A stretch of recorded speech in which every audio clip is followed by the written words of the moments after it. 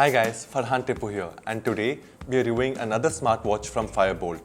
In the past 2 months, Fireboltt has just been bolting out so many smartwatch launches that now it's even come out with 2 luxury smartwatches. First out of Fireboltt came the Quantum smartwatch, which got me thinking that I'd want to review it. But then within 10 to 15 days came out the Blizzard smartwatch. And I thought, why not go for the latest from Fireboltt? So let's start off the review with the Blizzard Luxury Bluetooth calling smartwatch. Starting off with what's provided in the box, we get to see the watch, a few cards which are for warranty, movie and music vouchers, and a user manual as well. Next, we get a magnetic charging cable and we're given a tool here as well that helps in adjusting the metal strap on the watch to fit our wrist. I personally love this tool because since I was a kid, I loved watches, and on YouTube I always used to watch these videos where they take the watches apart and they're fixed back again.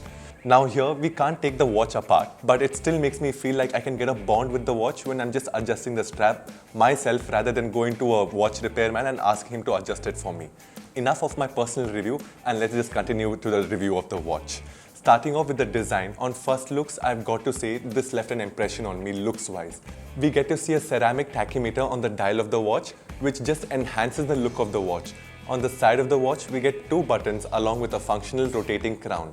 The silver color variant that I have here with me definitely looks premium and luxurious as well. On the back of the watch, we get to see the sensors and the logo branding along with a few details imprinted around the back side. We also get to see a mic which isn't that big. Hopefully it functions well even though it's so small. We'll take a look at that in the sound test part of the video. The straps also are of decent build and not some cheap steel finish, which is another plus point in my books. It has a matte finish running in the middle of the strap and a glossy finish on the sides. Overall, the watch does look good and it doesn't feel heavy while wearing it. The body of the watch is not thick, which is important for me because that's the first feature that I look for when purchasing an analog watch. I seriously can't imagine how the gold variant of this watch is. It definitely looks like a 10,000 rupee plus smartwatch at the least, if not more. The style for me definitely gives off an Omega watch vibe or a luxurious Samsung smartwatch as well. Now, coming to the display of the watch, this is the part in the review where it starts rolling down slowly for me in terms of likability. We get to see a 1.28-inch HD display on the watch where we get a resolution of 240 by 240 pixels.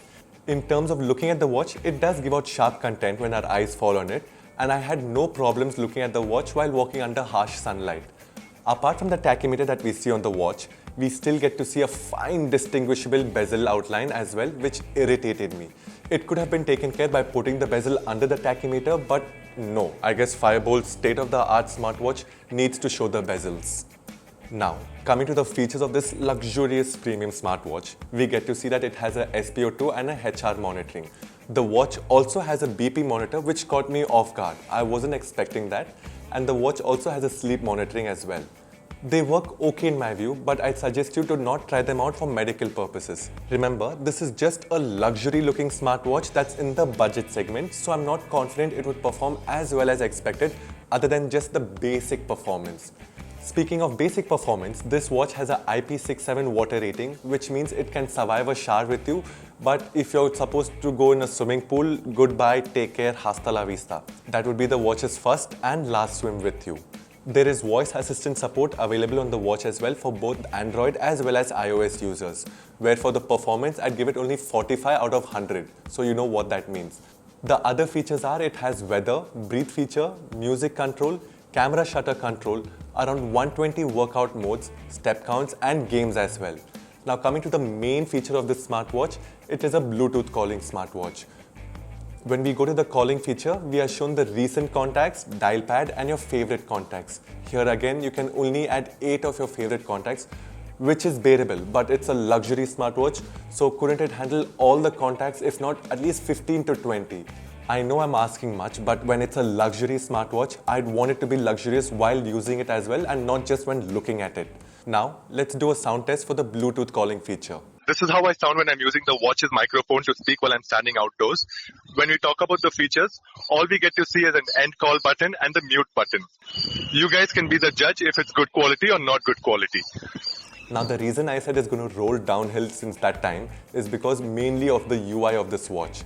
Even if the features didn't work at all, I would have been very happy if the UI at least was really good.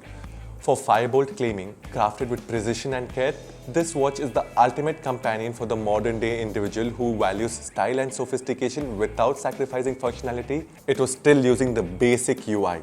Since forever there was no update or any special app to download that's exclusive to these smartwatches, which could have made another up point for these smartwatches, but that was the final disappointment. But if you're not the type to use the UI a lot, then I'm sure this watch will not bother you, because at the end of the day, the watch does perform well and good. And just because I had high expectations from this watch that wasn't reached, doesn't mean that this watch is not good at all. Also, before ending this video, you should know that this watch houses a 220 mAh battery, which the company claims lasts for 7 days. And yeah, that's true, it did last for 5 days for me, with 10% still left in the battery. And this was with all the notifications and text calls on. So the battery life here is one extra good thing here. So coming to my final verdict on this 4999 watch, the pros for me are the looks that this watch flaunts off, the monitoring features that are just okay for me, and the battery life. But the cons for me are the software that this watch runs on. It is not at all in any way offering any sort of luxurious experience. The resolution of the watch, that is 240 by 240 pixels, is also not good enough for me. Like, I personally feel that this is the base of resolutions. If it was a little higher, or even if they made it an AMOLED display, it would have been so good. The other con I noticed is the magnetic charging, where it's really weak and you have to keep the watch in a certain way, otherwise the pin just pops off and it does not charge at all. The AI voice assistant features also don't work well here, and the final con for me is that since I'm having a luxury watch, I would want to show off the display as well, and that cannot be done since there's no always on display. I have no problems with this watch, but it just doesn't give me the value for the amount of money that's being spent on it, since a 1500 watch also offers the same features and they work better than this. So I can say that this watch is for people who want to show off a smartwatch, since it's really eye-catching, but if you want to use it in terms of its full potential, where you can access your notifications and make calls, this watch is still lacking in that area by a lot. So guys, I hope you found this review helpful, and if you have any suggestions or questions that weren't answered in this video, please feel free to ask in the comment section below and I'll be sure to get back to you. Until then, see you next time.